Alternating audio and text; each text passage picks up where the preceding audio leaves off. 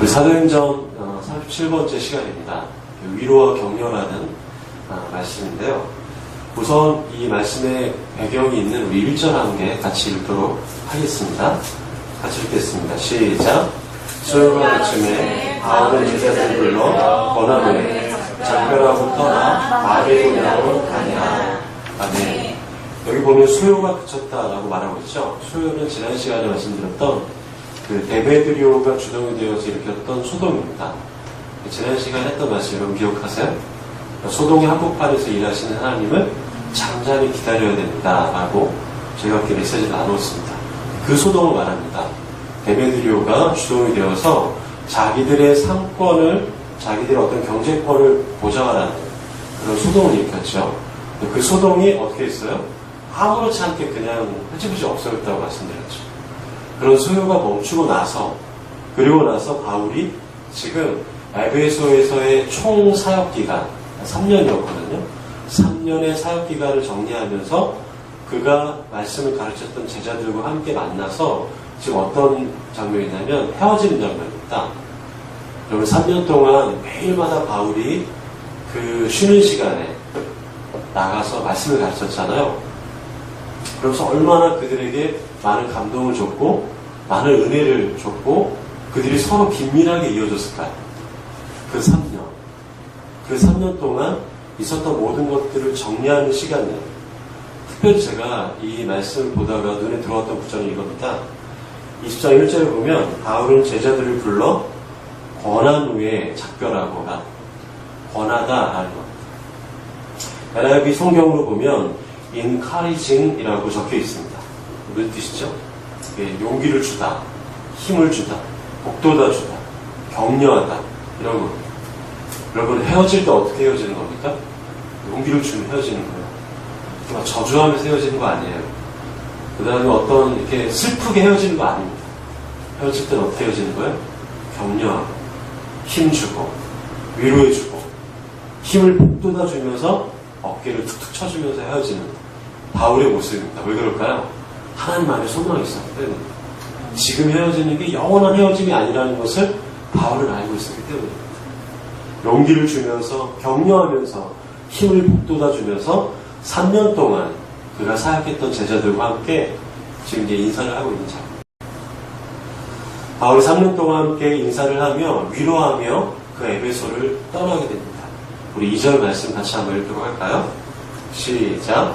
그 지방으로 다녀가며 여러 나라 제자들에게 권하고 한 달에 이르러. 아멘. 바울이 에베소를 떠나서 어디로 갈 목적이 있었냐면 예루살렘으로 갈 목적이 있었습니다. 제가 지난 시간에 말씀드렸던 거 혹시 기억나십니까? 예루살렘으로 왜 가고자 했었죠?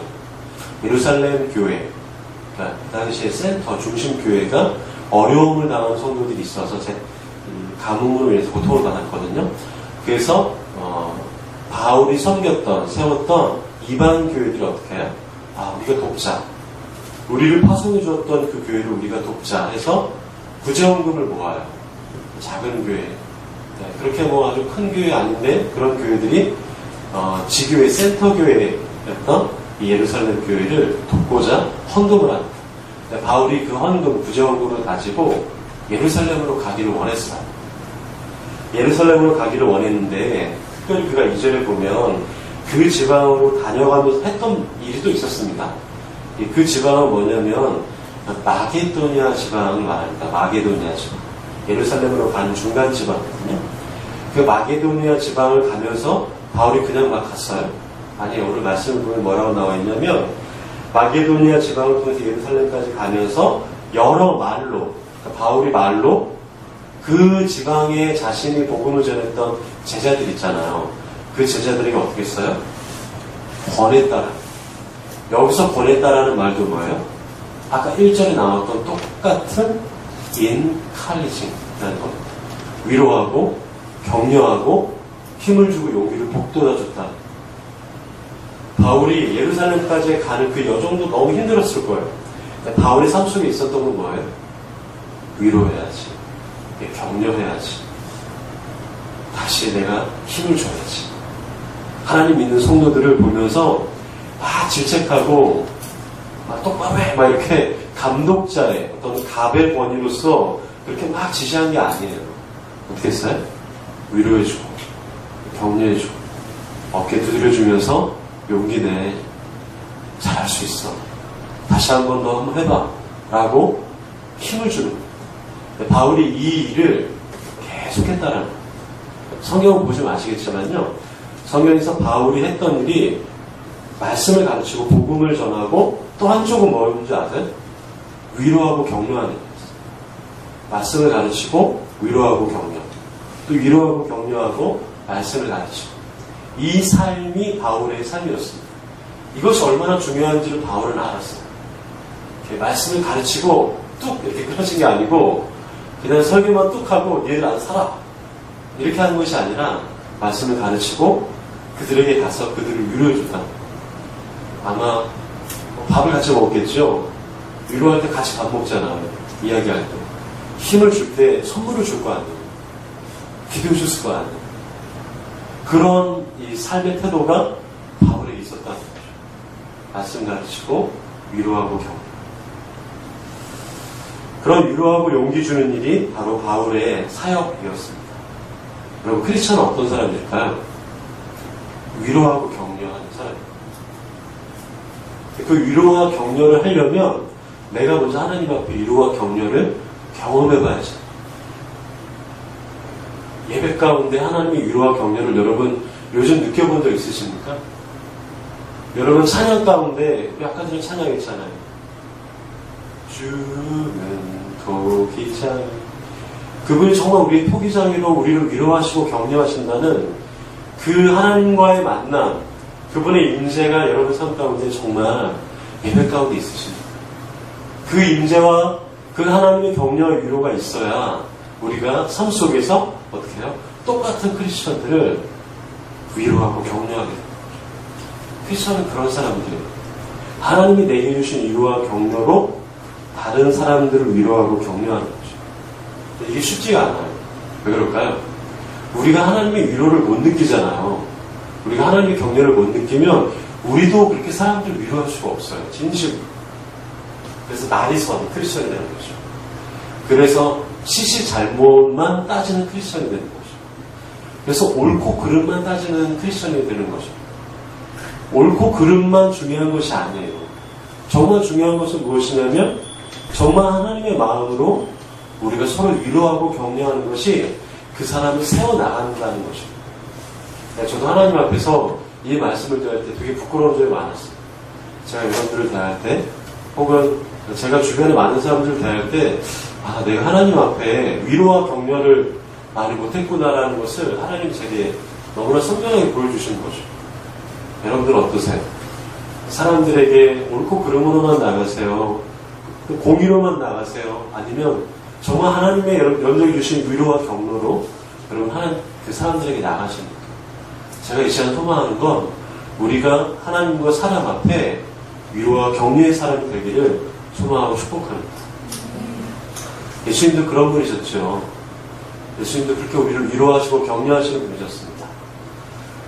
위로해 주시는 분, 격려해 주시는 분. 성령님은 또 어떤 분이신가요? 성령님도 위로하시고 격려하시는 분이십니다. 우리가 여기 영어 성경에 encouraging이라는 이런 단어를 우리가 쓰고 있다는 것을 알고 있는데요. 성경을 기록하는 원래 말은 파라클레스토스라는 뜻입니다. 근데 이건 뭐냐면 파라클레오라는 성령님이라는 말을 시초입니다. 이게 무슨 뜻이냐면 이렇게 옆으로 데려오다라는 뜻이에요. 옆으로 데려오다. 이게 뭐예요? 가까이 내 곁에 데려와서 힘을 준다.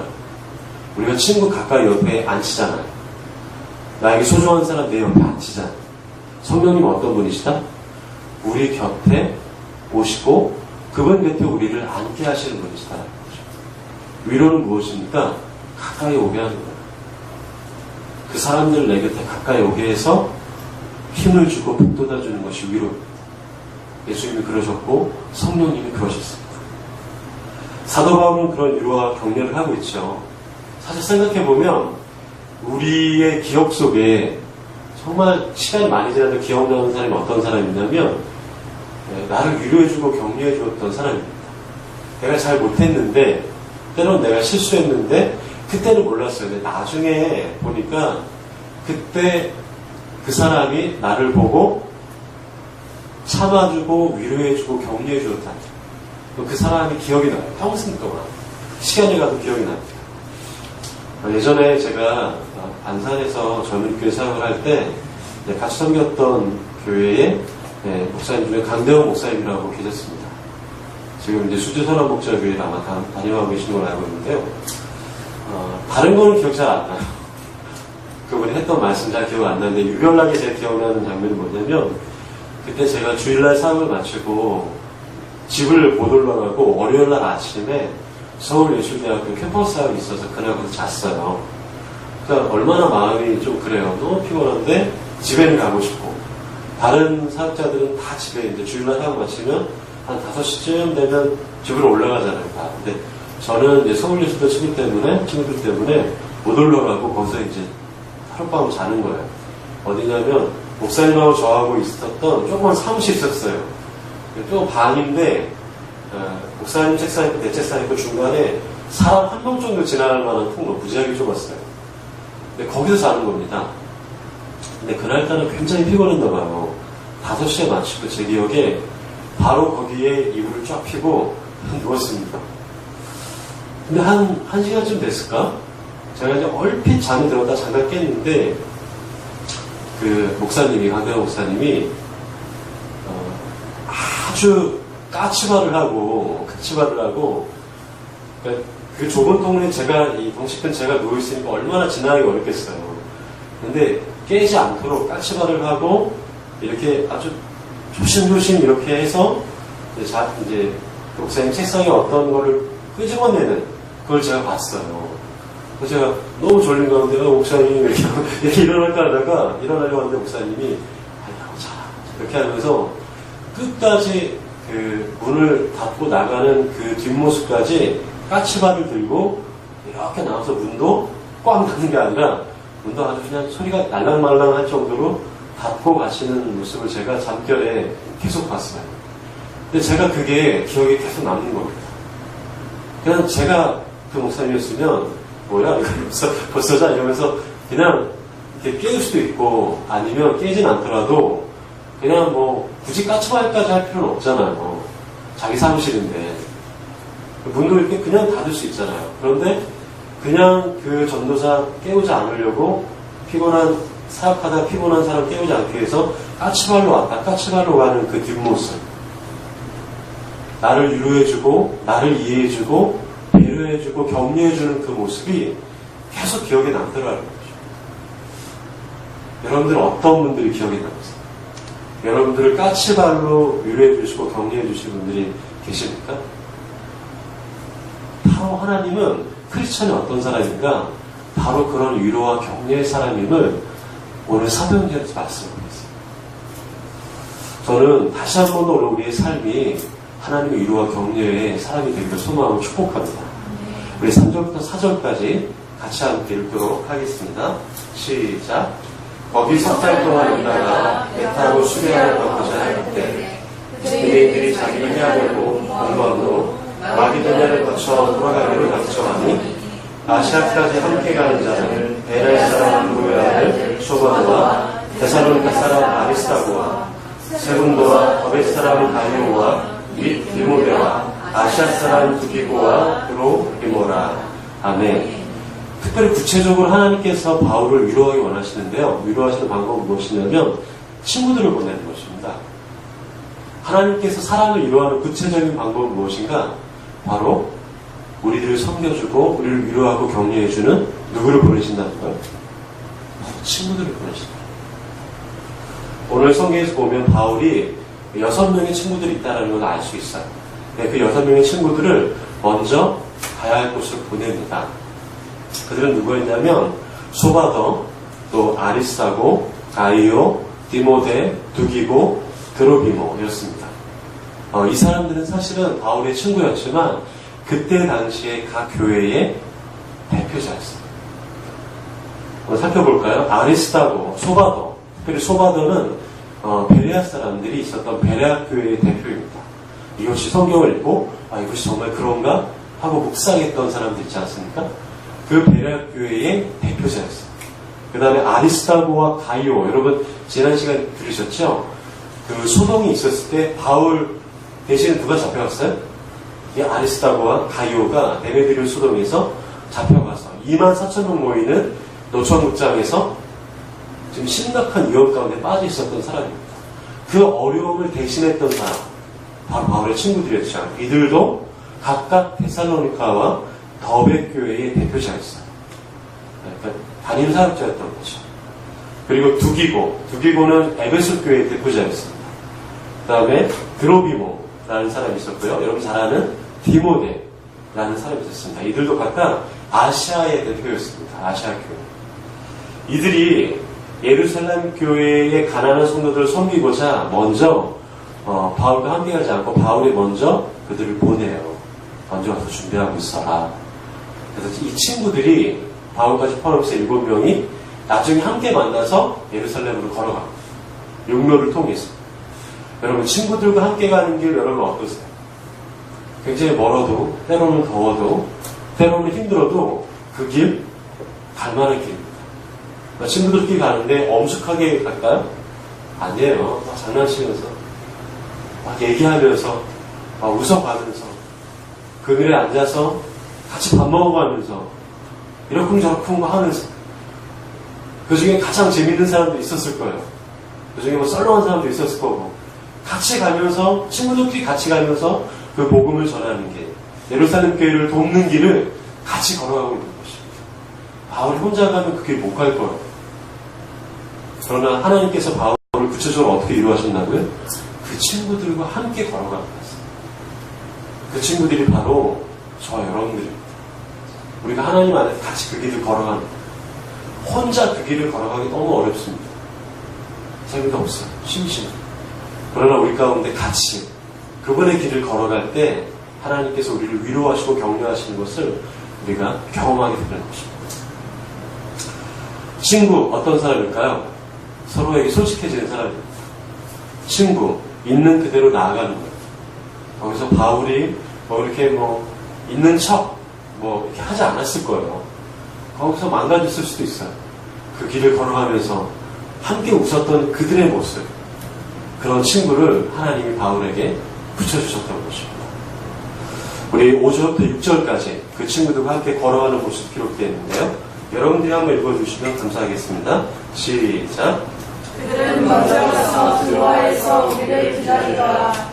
우리는 무교적 위에 빌립보에서 배를 떠나 다세반의 드로아에 있는 그들에게 가서 이들을 머무니라. 친구들이 먼저 드로아에 도착했습니다. 드로아에 도착해서 바울을 기다립니다. 바울의 일행을 기다리거든요. 이 드로아는 여러분 예전에 들으셨던 기억나죠? 바울이 마게도냐 환상을 받고 건너와서 우리를 도우라 했던 그곳입니다. 다시 그 출발 지점으로 돌아가는 거예요. 바울이 빌립보에서 5일 만에 드로아까지 가게 됩니다.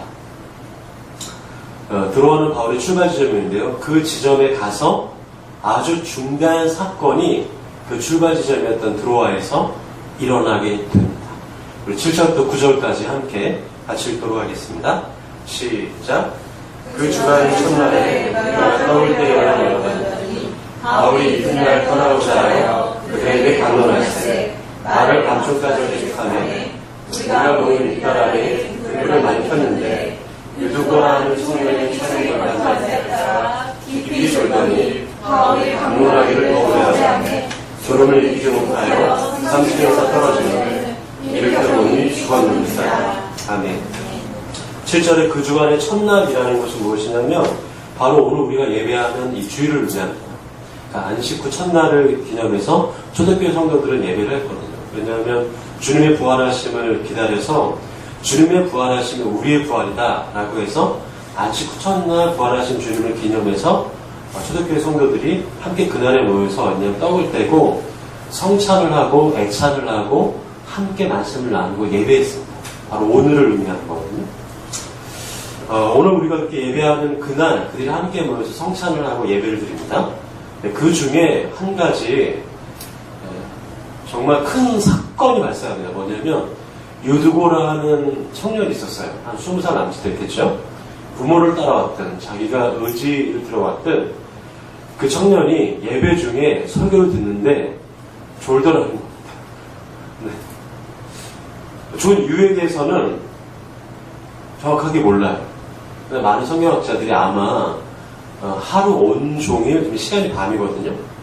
낮 동안에는 온종일 열심히 일하고 밤에 그냥 그 말씀 좀 어떻게 들어보려고 졸린 눈 비벼가면서 막 있다가 너무 졸려서 밖에 나와서 공기가 통하는 테라스, 그 창문에 걸터 앉아서 말씀을 듣다가 어떻게 해요?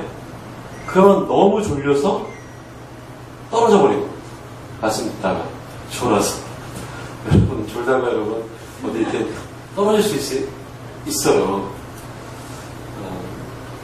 하여간 뭐 졸 수 있습니다. 바울이 설교하면서 졸았는데 뭐 제가 설교하면서 졸는 거는 뭐 자연스러운 거겠지요. 되도록 졸지 마세요. 네. 3층에서 떨어져서 어떻게 됐다? 오늘 말씀은 그냥 좀 어디 다쳤다라는 거예요? 죽었다라는 거예요. 여러분 알다시피 이 사도행전 누가 기록한 겁니까? 누가 기록했어요? 누가 기록했잖아요. 바울이 기록하지 않았어요. 사울의 열렬한 팬이었던 누가가 사도행전을 기록했고 누가가 누가복음을 기록했는데 이 누가의 직업을 뭐라고 그랬죠? 역사가면서 동시에 의사였어요. 바울 딱 보니까 누가가 딱 보니까 내려와서 보니까 누가가 정확하게 판단했겠죠. 뭐 손을 댔든지 눈을 뒤집어 깠든지 딱 봤더니 어떻게 된 거예요? 진짜 죽은 척한 거예요, 유두고가? 아니에요. 정말 죽은 거예요. 에이, 설마. 그 의사인 누가가 기록해서 보니까 정말 죽었다는 거죠. 여러분, 예배 중에 사람이 졸다가 떨어져 죽었다는 거예요. 이게 지금 우리가 성경에 있는 얘기고 아주 오래전에 있었던 얘기고 우리가 스토리를 알고 있었던 얘기라냐 그런가 보다 하지 실제로 여러분 실제로 지금 우리에게 만약 이런 일이 일어나요. 벌어졌다고 쳐봐요. 이거 엄청난 쇼킹한 사건입니다. 있을 수 없는 일이에요.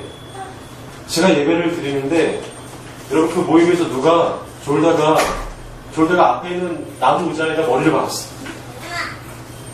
그러다가 좀 피나도 이거는 장난 아닌 일인데 죽은 거예요. 떨어져 죽은 겁니다. 그게 충격적인 상황인 거죠. 어찌 보면 이런 상황 속에서 그 유두고의 혹시 부모들이 바울을 원망할 수 있었을까요? 뭐라고? 아니 그러니까 왜 설교를 밤늦게까지 길게 하냐고 이렇게 말할 수도 있을 거예요. 왜 요즘 그런 분들 많이 있지 않습니까? 왜 설교를 20분 이상 해요? 기도하라는 분들. 설교를 1시간 하면 막 다 죽으려고 그러고 왜 설교를 길게 하는 바울이 잘못이지 이렇게 말할 수도 있어요. 혹은 교회의 그 시설에 대해서 뭔가 이렇게 말하는 사람도 있을 거예요. 아니 그러면 아래에다가 안전망을 치든지 아래에다가 무슨 텐트를 치든지 어쨌든 그들을 안전하게 보호해야 되지 않았느냐라고 교회의 대책이 진짜 그런 일 한번 일어나면 9시 뉴스에 아마 일어났을까요? 내가 오늘 모 교회에서 예배 중에 한 청년이 떨어져 죽었습니다. 이건 뉴스에 일어나. 그럼 어떻게 될까? 그 안에 댓글들이 엄청난 댓글들. 교회가 어떻다, 뭐가 그렇다. 여러분, 초대교회가 완전히 어려움에 처할 수 있는 순간입니다. 아니요, 초대교회는 더 말고 바울이 복음을 전하는 일이 어떻게 되는 거예요? 그 일 때문에 완전히 멈출 수 있는 일이었어요. 그렇죠? 바로 그런 순간 하나님은 사람들에게 위로와 격려를 행하십니다. 우리 10절부터 12절까지 한번 같이 읽어보도록 하시겠습니다. 여러분들 같이 한번 읽어보겠습니다. 시작. 바울이 내려가서 그 위에 엎드려 그 몸을 안고 말하되 떠들지 말라. 생명이 그에게 있다 하고 올라가 떡을 떼어 먹고 오랫동안 곧 날이 새기까지 이야기하고 떠나니라. 사람들이 살아난 청년을 데리고 와서 적지 않게 위로를 받았더라. 아멘. 갑작스럽게 생긴 사고입니다. 갑작스럽게 생긴 사고에 의해서 그 자리에 모인 많은 사람들이 굉장히 시끌시끌했습니다. 사람이 죽었어라고 많은 사람들이 예배를 드리다가 갑자기 큰 소동이 일어났을 것입니다. 네, 그때 바울이 어떻게 했습니까? 바울이 떨어져 있는 유두고를 향해서 뛰어내려가요. 그리고서 어떻게 합니까? 오늘 말씀을 보면 그 유두고의 몸에 엎드립니다. 죽어 쓰러진 유두고의 몸에 바울이 자신의 몸을 이렇게 대요. 그리고 어떻게 해요? 그 유두고를 이렇게 앉습니다. 그러면서 무슨 얘기를 하냐면 조용히 해라. 이 청년이 살아있다. 라고 얘기해요. 이게 뭐예요? 이게 죽은 게 아니고 살아있다라는 뜻이 아니고 완전히 죽었는데 바울이 이 청년을 믿음으로 안았을 때 생명이 다시 돌아왔다. 라는 믿음의 선포를 하는 겁니다. 죽은 유두고가 살아나는 것입니다. 성경에는 구약신약 통틀어서 총 8번의 죽은 사람이 살아나는 역사와 기적이 일어납니다. 그 중에 마지막이 바로 이 장면입니다. 바울이 그런 기적을 해합니다. 그 일로 인해서 청년이 살아나면서 어떻게 했다는 거예요? 12절에 보시면 적지 않게 사람들이 뭘 받았다? 위로를 받았다. encourage. 용기를 얻었다라. 어떤 용기를 얻었을까요? 하나님이 살아계셔. 우리가 믿고 있는 하나님이 이분이 정말 살아계셔. 그것이 많은 사람들에게 너무나 큰 위로가 된 거예요. 내가 믿고 있는 하나님이 오늘 우리 가운데 놀라운 일을 행하시는 살아계신 하나님이야. 라는 그 믿음이 이 많은 사람들에게 큰 위로를 준다는 것이죠. 어려운 사건이에요. 황당한 사건입니다. 모든 것을 순식간에 완전히 제로로 만들 수 있는 위험한 사건이었음에도 불구하고 하나님은 그 일을 통해서 어떻게 하십니까? 위로를 주십니다. 격려를 주시는 분이죠. 용기를 북돋아 주시는 분이죠. 하나님은 그런 분이세요. 예전에 제가 젊은이 사역을 하면서 구무대 사역을 했었습니다. 그때 이제 막 예수님을 믿는 청년이 한 명 있었습니다. 아마 그때 분대장이었던 것 같아요. 3병 말쯤 됐는데요. 그 청년이 처음으로 교회를 나왔다고 저한테 얘기를 했거든요. 처음 왔나? 그리고 나서 한 달 정도 지나고 나서 그 청년이 예배 마치고 저한테 이렇게 상담 요청했습니다. 그러더니 제가 이번 주에 휴가를 나왔는데 저희 아버지가 한 6개월 전에 암이 진단됐다는 거예요. 근데 그 암이 벌써 많이 진행됐다는 겁니다. 그런데 수술을 해서 날 수 있는 가능성이 조금 있대요. 그런데 이 청년이 자기 아버지가 암이라서 자기 아버지를 너무너무 사랑하는 청년이더라고요, 보니까. 그래서 자기 아버지 때문에 교회를 나간 거예요. 왜 그러냐면 하나님이 정말 살아계시다면 내가 하나님이 우리 아버지를 살려주시면 내가 내 평생을 하나님께 드리겠습니다. 라고 얘기하면서 교회를 나온 청년이에요. 근데 그 청년이 이제 이번 주에 휴가를 나갔는데 아버지가 이번 주 수술을 하신다. 그런데 정말 하나님이 살아계시다면 아버지를 살려주셨으면 좋겠다. 그러면서 기도해 주셨으면 좋겠다. 라는 이 상담을 받았어요. 그래서 이제 기도했죠. 하나님, 처음 믿은 이 청년을 주님께서 기억해 주셔서 이 암 가운데, 고통 가운데 있는 이 부모님을 특별한 은혜로 고쳐달라고. 그리고 나서 한 달 정도 지났습니다. 다 안 보이더라고요, 청년이. 휴가를 갔다 왔을 텐데. 한 달 정도 그 청년이 다시 교회에 나온 거예요. 궁금하잖아요. 그 아버지 어떻게 되셨을까. 그랬더니 그 아버지가 수술을 받고 호전되지 못해서 한 달 만에 우리 아버지가 돌아가셨다라는 것이에요. 근데 제가 그 얘기를 듣고 걱정했어요. 거기까지 듣고. 왜냐하면 이 청년에게는 그런 믿음이 없었거든요. 근데 이 청년이 그렇게 간절히 기도했잖아요. 하나님이 계시다면 우리 아버지를 살려달라. 근데 결국은 아버지가 어떻게 해요? 돌아가시잖아요. 이 청년이 무슨 얘기를 할까?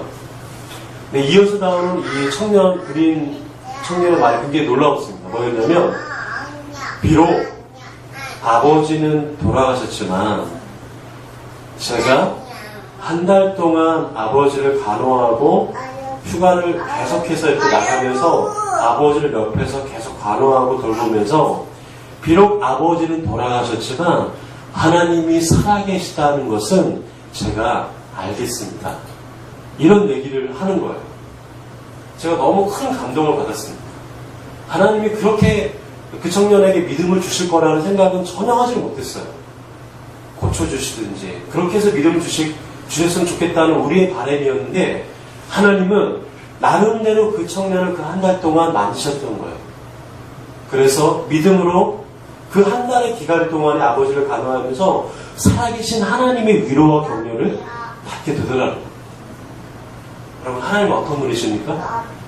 하나님은 우리를 위로하고 격려하시는 분이세요. 그것을 우리가 가슴에 담아야 우리들도 많은 사람들을 위로하고 격려할 수 있어요. 말씀을 마무리하겠습니다. 하나님은 오늘 저와 여러분들을 위로하는 분이죠. 교회는 어떤 곳입니까? 그 위로가 넘치는 곳이에요. 교회는 바로 그 위로와 격려가 넘치는 곳이에요. 옆에 있는 사람에게, 새로 오는 사람에게, 많은 사람들에게 하나님의 위로와 격려를 흘려보내는 곳이에요. 크리스천은 그런 위로와 격려의 사람입니다. 바울에게 그런 위로와 격려가 있었죠. 또 바울을 위로하고자 하나님께서는 그런 많은 친구들을 보내주셨어요.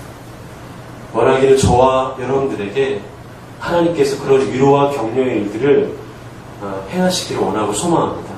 또한 우리들도 하나님을 우리에게 주신 위로와 격려로 인해서 많은 사람들을 위로하고 격려하는 일들이 있기를 소망하고 축복합니다.